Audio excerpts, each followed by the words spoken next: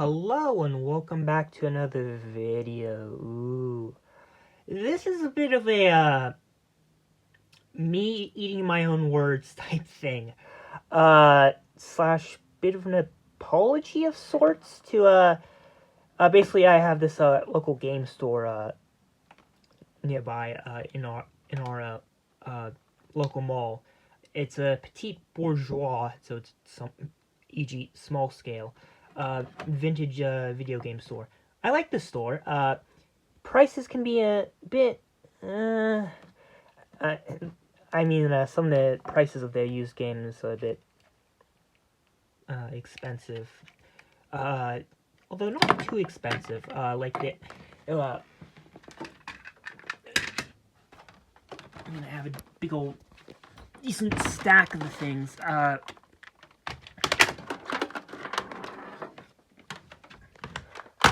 All of these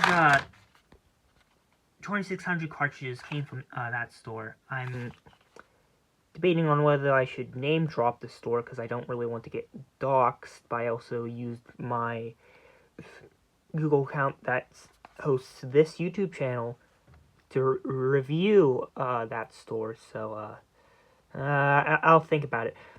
So $6 for video chess, not too bad.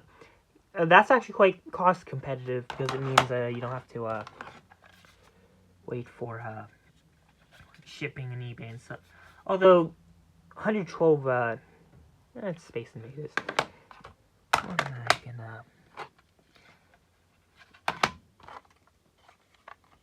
$4 for one of these early.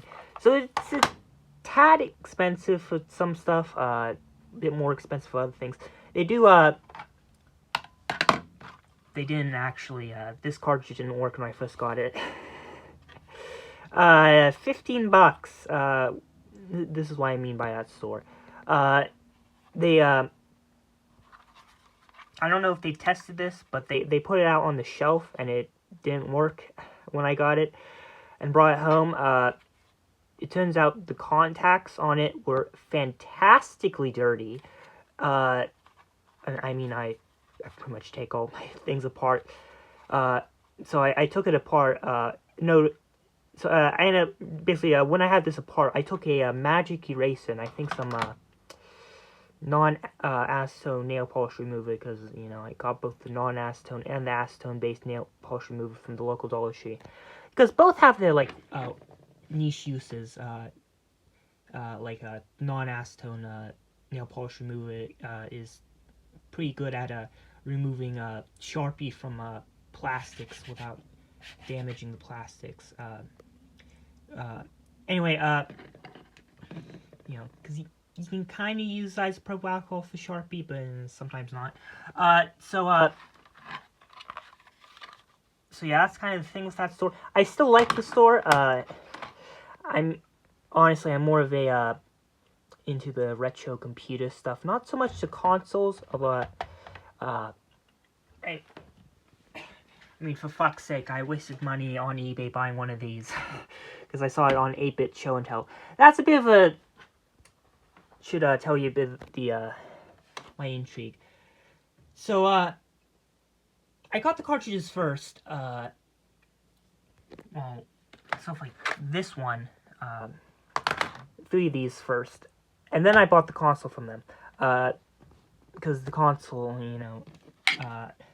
there are ones on eBay, but again, fairly cost competitive. This was $50 from them, which includes the controller and the power adapter and the cable. And it's been clean. It was cleaned by them, although they could have done a bit better with the vet testing it. Anyway, what am I going on about? So, just realized I don't know why I put the video cable they gave me, which is not exactly ideal because it probably still has the adapter on it for going from F connector. The F stands for fuck, because that's what you want to say when you're trying to screw one of those damn things in. Although I guess it's arguably still better than the 300 ohm twin lead. So I got the machine, a controller, and I prefer having two. And this power adapter. So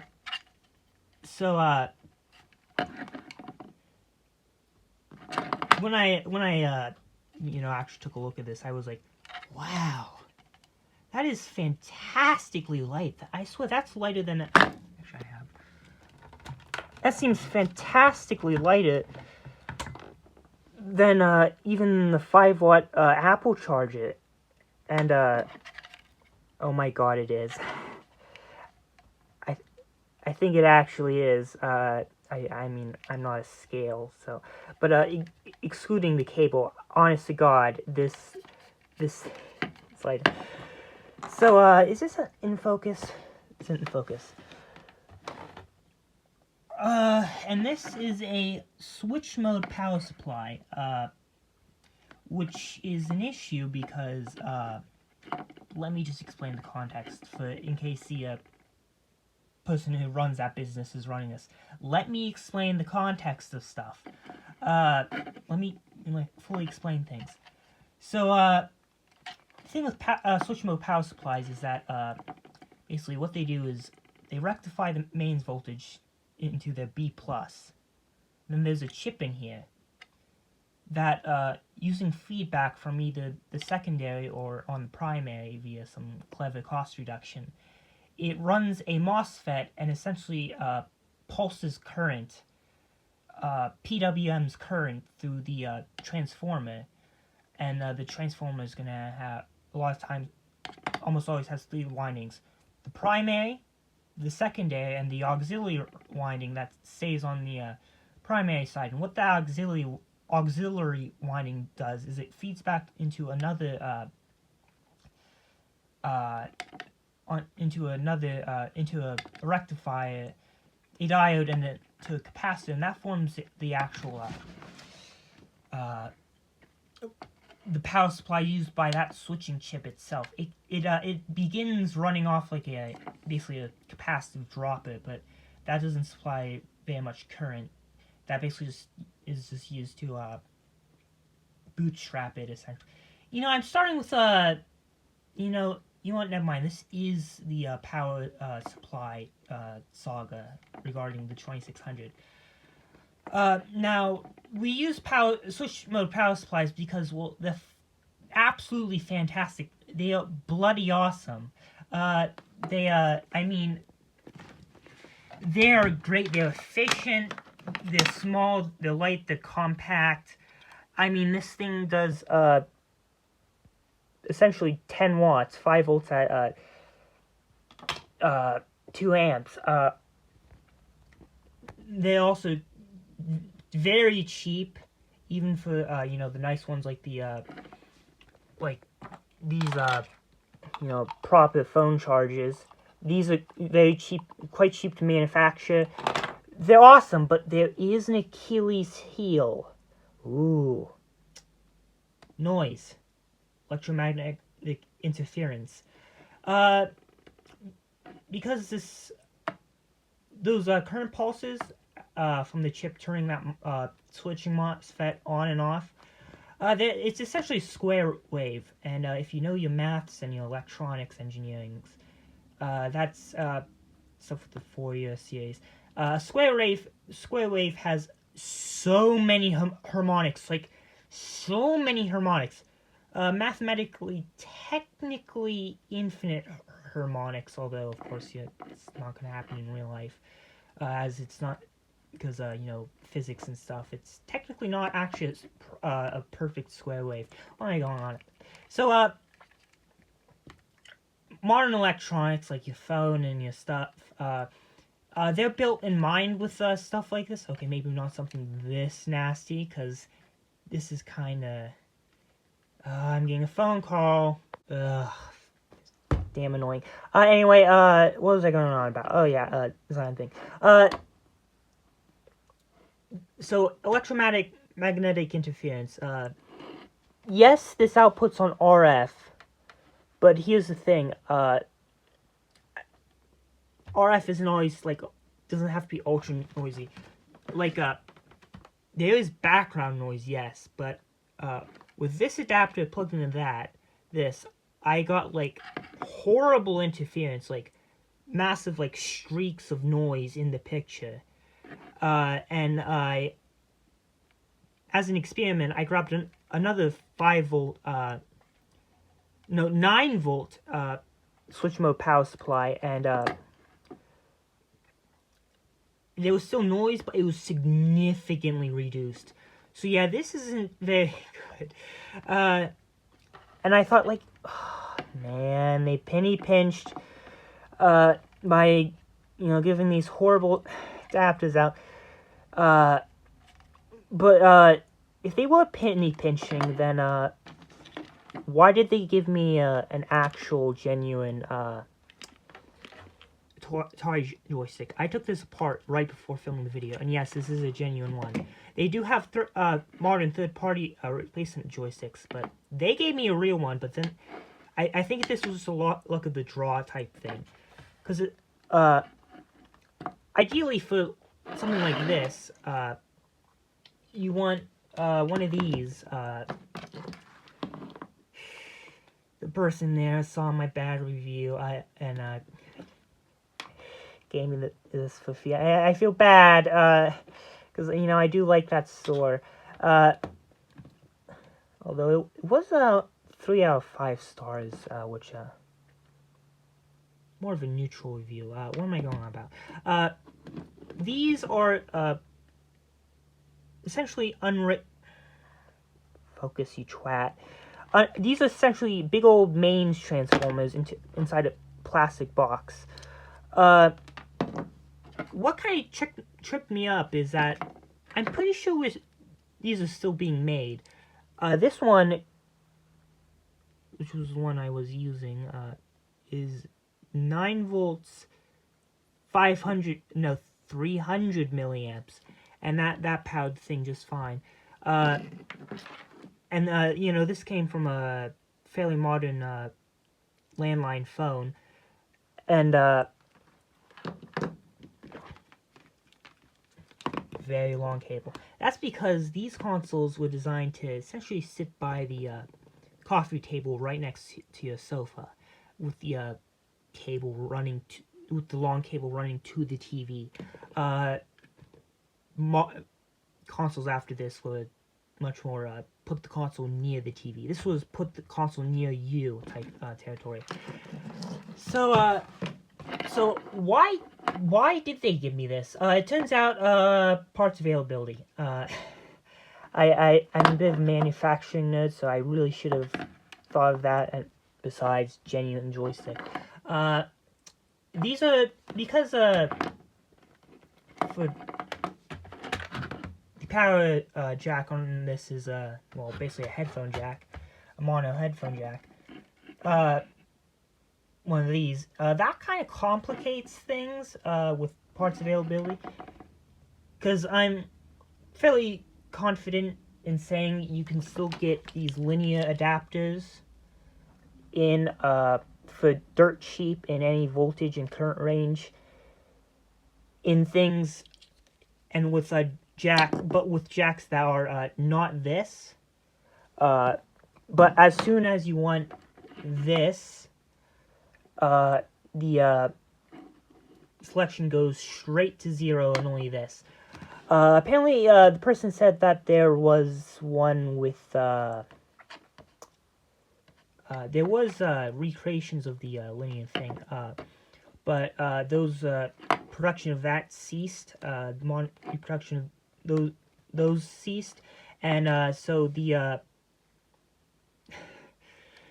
only option in bulk and for fairly cheap are these honestly really nasty Retrobit Retro 2600 adapters.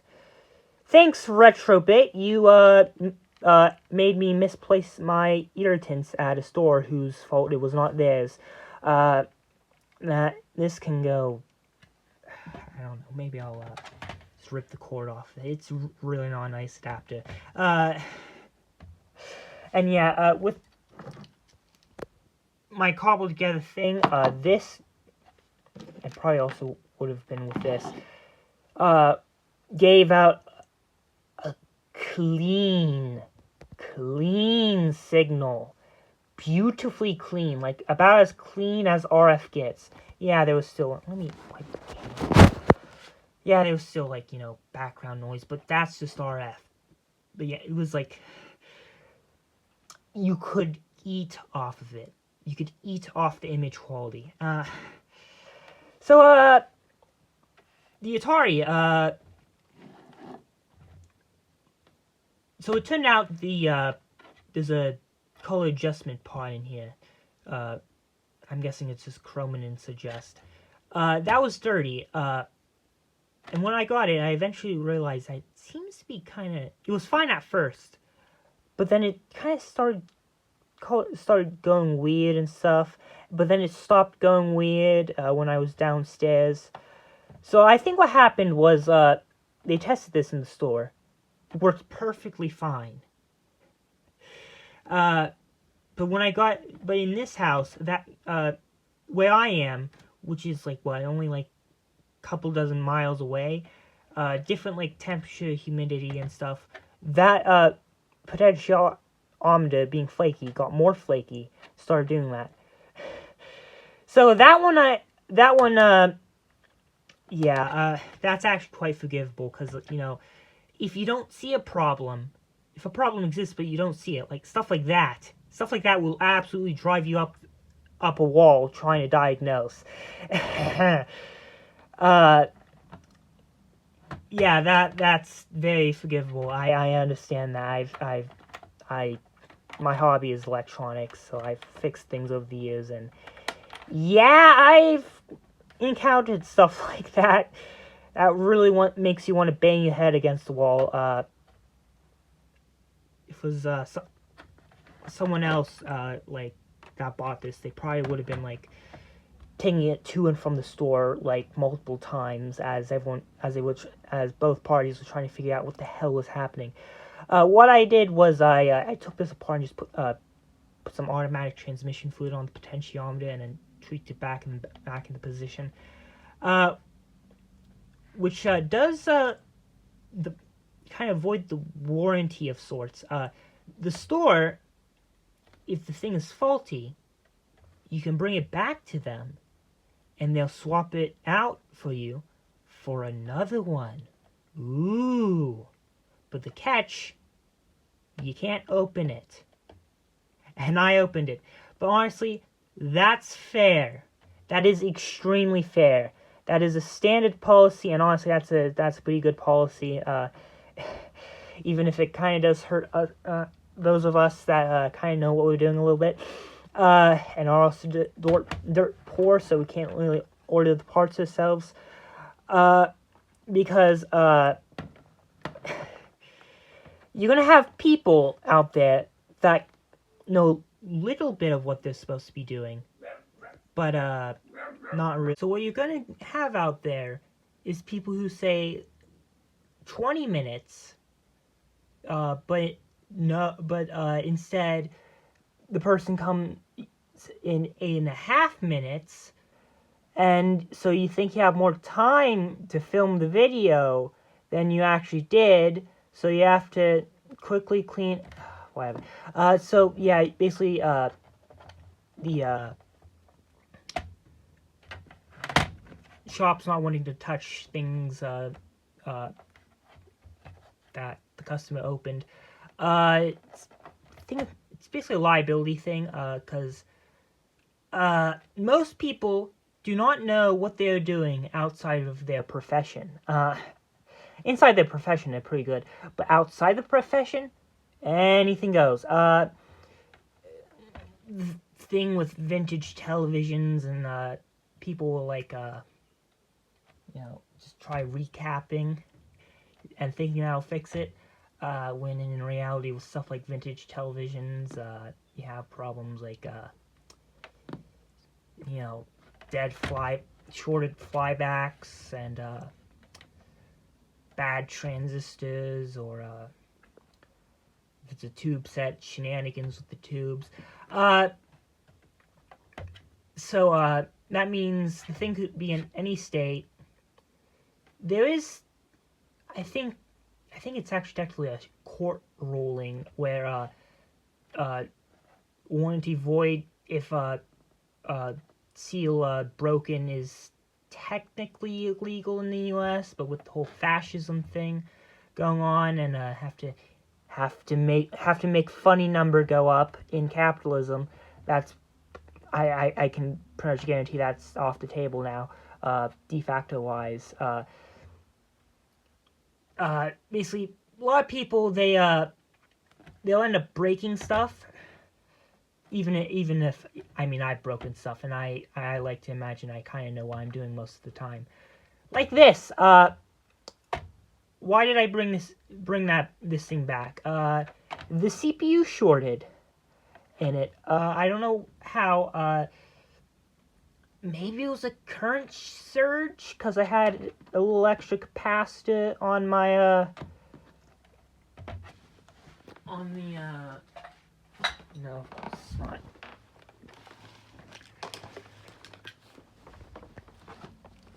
This is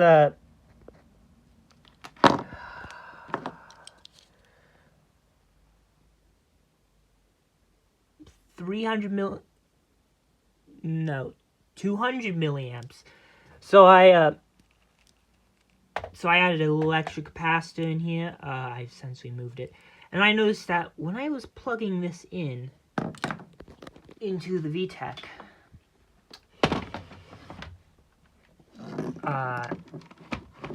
into here, there was a decent little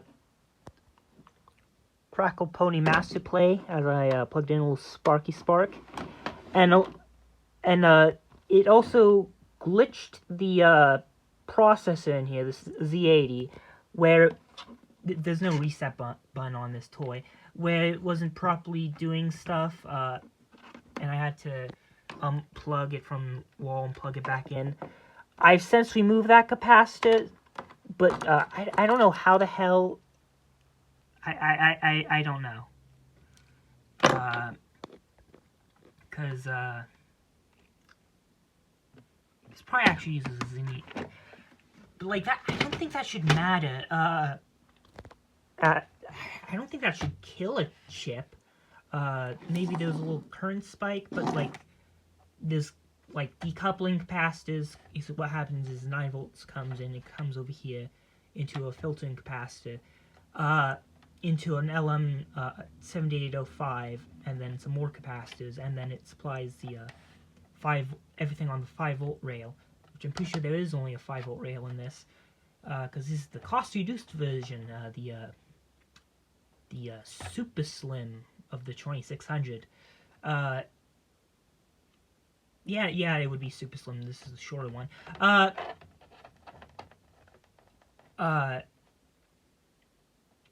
So, like, current spikes, pretty sure that should have been snubbed by, you know, the capacitors, and besides, I actually took a multimeter as I was doing that, on and off to see for any voltage spikes. Not very accurate, but yeah, rough idea. I didn't see any. Clamped straight to 5 volts and nothing above.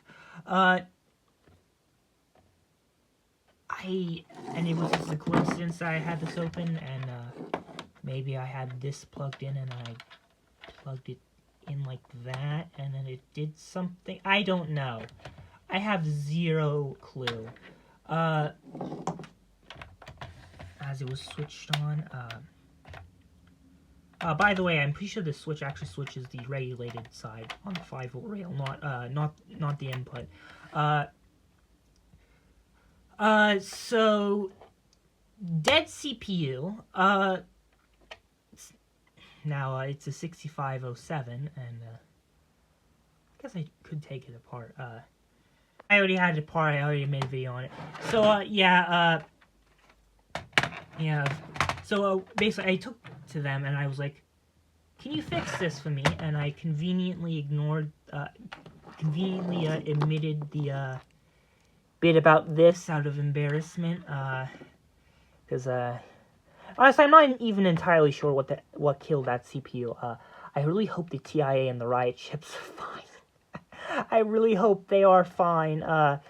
Oh, so,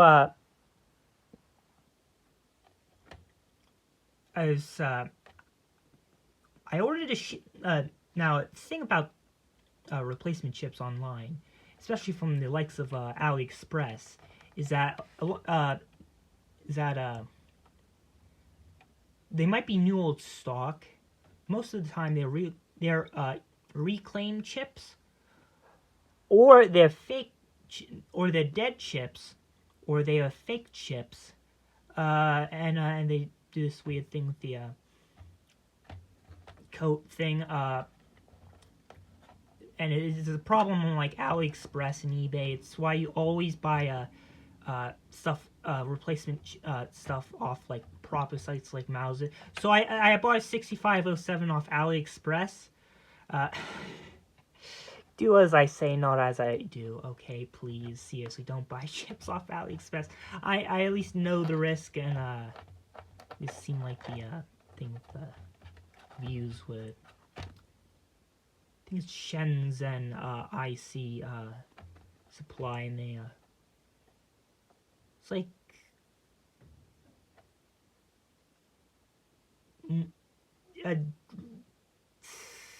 I'm gonna say 90 to 9 to 1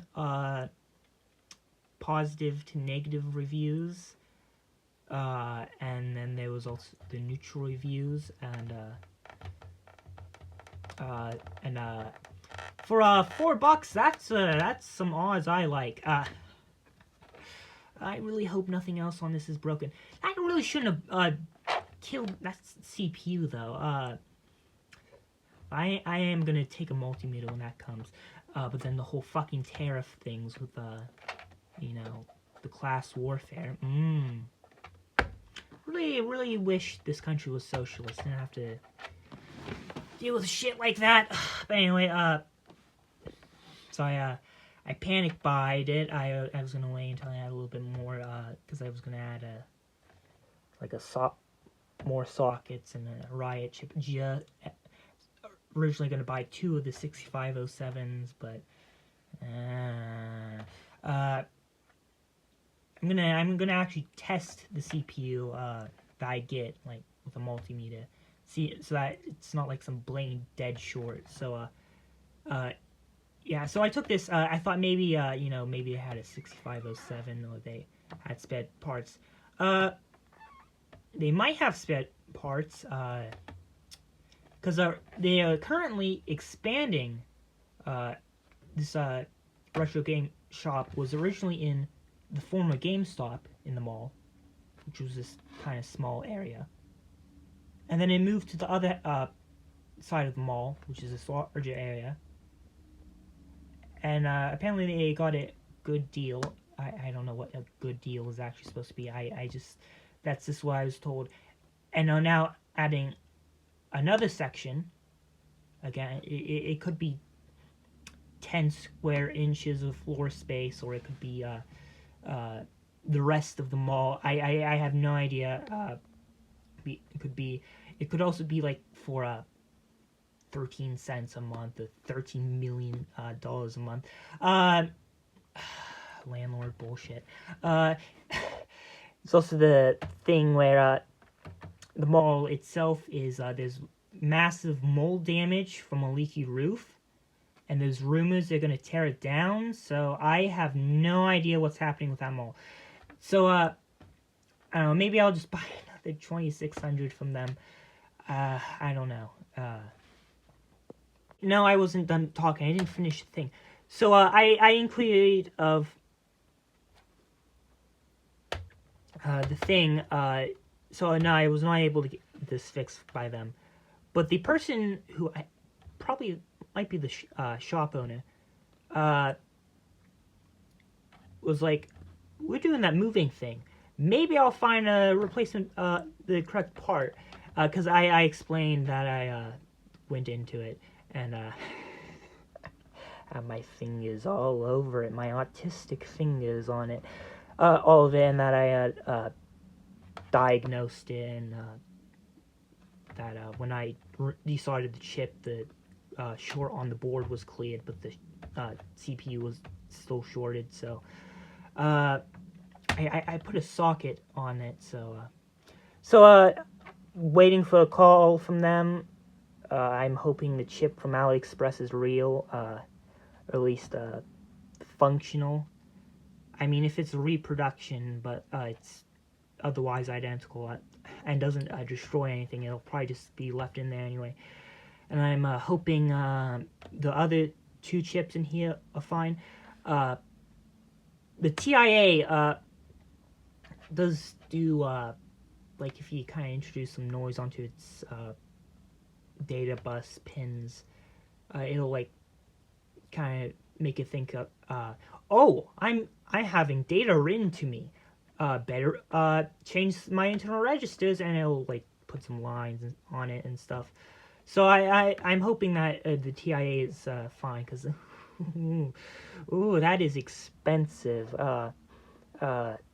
for someone like me, or just in general, and possibly more likely to be suspect of there being fakes. In fact, trying to search up the part number, just anything related to the TIA chip on AliExpress, brings up absolutely nothing. So I'm suspecting AliExpress were getting loads of complaints, and the moderation team ended up going in and just purging every single listing, even remotely similar to supplies for TIA chips, because they all like ended up being fake. AliExpress is actually a pretty decent when it comes to stuff like that. I'm gonna miss that site. That was a very powerful resource. Anyway, okay, now I'm done.